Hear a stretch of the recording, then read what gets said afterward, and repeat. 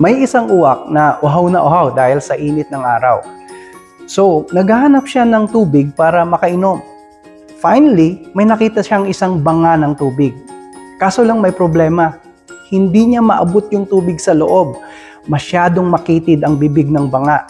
Masyado rin namang mabigat para itumba. Pero hindi siya sumuko. Tumingin siya sa paligid. Nakakita siya ng mga maliliit na bato. At doon nagsimula ang solusyon. Nagkaroon siya ng idea. Isa-isa niyang nilagay yung mga maliliit na bato sa banga.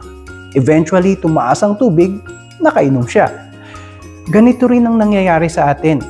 Minsan, ang problema hindi ka agad nawawala. Hindi ka makapasok, hindi mo makuha agad yung gusto mo. Pero may paraan palagi. Basta handa ka lang mag-isip. Ang tanong kasi ay hindi, bakit ganito ang problema ko?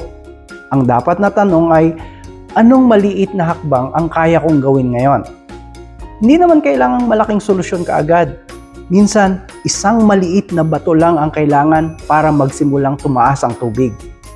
Ikaw yung uwak, may pebbles ka, gamitin mo. Ayos?